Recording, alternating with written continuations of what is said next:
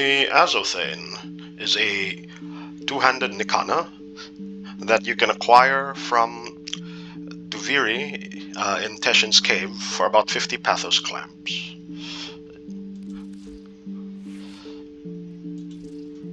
This thing has over 34 base critical chance.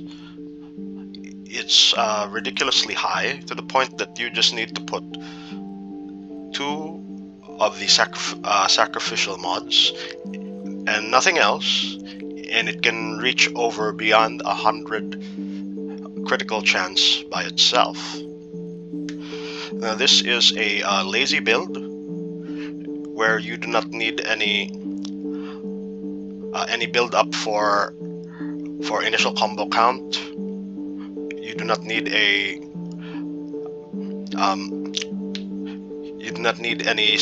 status enablers. You just need to spam the heavy attack button. With this setup, you can easily go through the regular steel path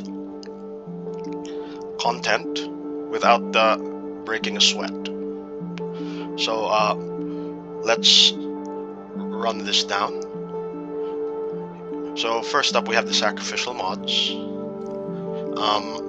You get this from the sacrifice. If you have not gotten the sacrifice quest yet, well, what are you doing here?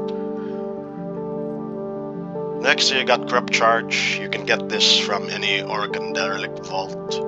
A bit of a nuisance to grind. Alternatively, you can get the Aura mod. Ready Steel, was it? Yeah, Ready Steel. This also gives initial combo count. You will need a form of increase to your initial combo for the double damage. That's your only form of damage increase. Of course, the Ready Steel can be dropped by the Murmur, which is later content, so pick your poison. Environment Scourge, you can get this from Vor, a corrupted Vor from the Void.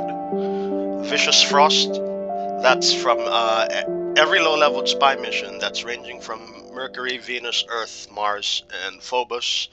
You just need to complete all the you just need to get all the objectives before exiting, and it's, I believe, at a 10% chance, so that's like 10 missions at most, maybe, give or take. Primed Reach, that's Barricadier. You can use regular reach if you're new. You want to upgrade eventually to Primed Reach for added maximum. It cuts by 1/3 if you use regular reach. Killing Blow is dropped by a plethora of things. Look in your inventory, you probably have one already without you knowing. Amalgam Organ Shatter, that's Thermia Fractures. Fairly easy, fairly linear, you don't need to rely on RNG. So that's, you just need to do the Thermia Fracture event when it's out. Now, you will need these so you can ease up your wind-up speed. Now, again, this is separate from your usual, from the new Tennokai. You can put some of the Tennokai stuff, but initially you just want to spam the heavy attack. As for the stance mod, the Wise Razor, it's the only two-handed Nikana stance mod, so it's a bit of a grind to grab.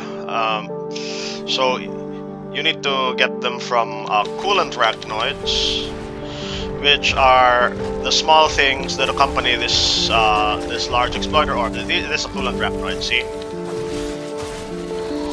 Yeah, and you usually get them for the Thermia.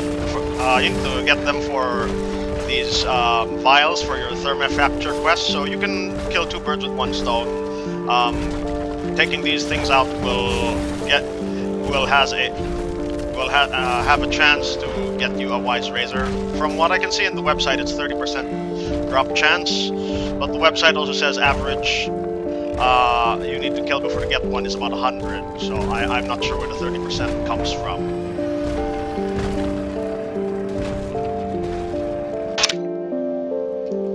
And as for Arcanes, we don't have much for this build. It's technically can be done without Arcanes.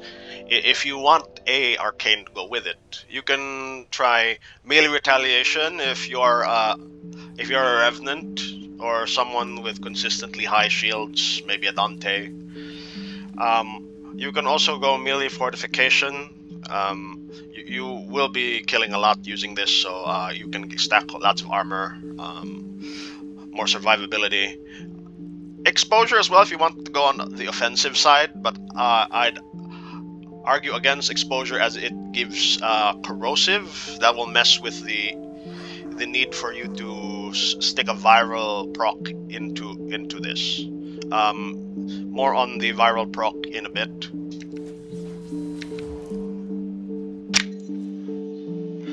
Now, to see how this works, we have this. This is a Steel Path Corrupted Heavy Gunner, and if I take a swing at her, you'll notice that the heavy attack of Nikana will immediately get you a automatic a force slash proc. Now the idea here is you want it to proc a viral proc. That's the once you get a viral proc, they usually die instantly. So there's 100% guaranteed slash proc when you hit them, and then if they get a viral proc, they usually will perish. So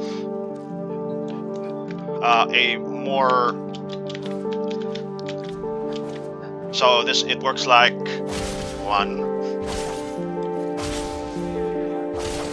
So they don't die from the initial heavy attack, they usually die from the slash proc. It's your standard viral slash build, and the enabler is with the weapon already. So you don't need to carry a secondary to spray them. It's usually good, and as you can see, it tears through these heavy gunners like paper. You want the killing blow and the amalgam organ shatter to reduce the wind-up speed of your heavy attack, increase the wind-up speed of your heavy attack. Your heavy attack normally has a wind-up speed of, well, it doesn't say here, but normally if you take these away, it becomes fairly slow. Let me give the example. So yeah, it becomes that slow. There's a wind up before the initial hit. So you definitely want the double increase of wind up speed.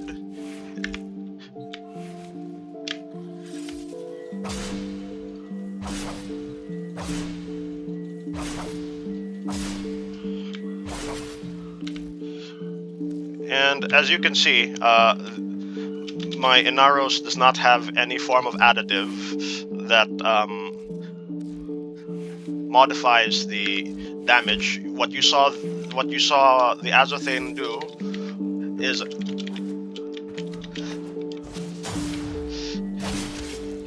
its raw, unmodified damage of this build.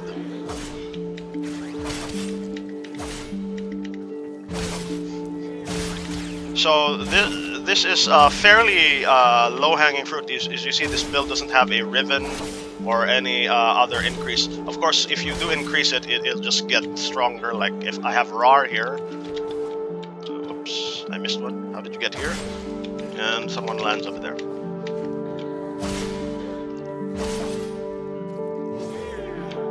Usually 1 or 2 hits.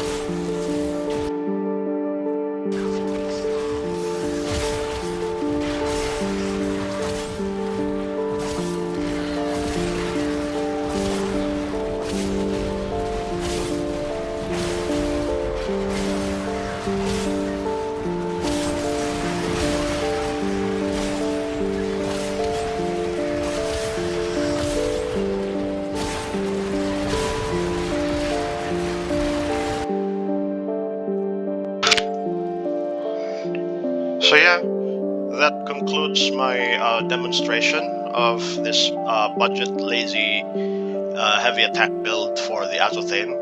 If you are interested in it, please try and build it. It's fairly easy to build, and you can see the results for yourself. Alright, have a good one.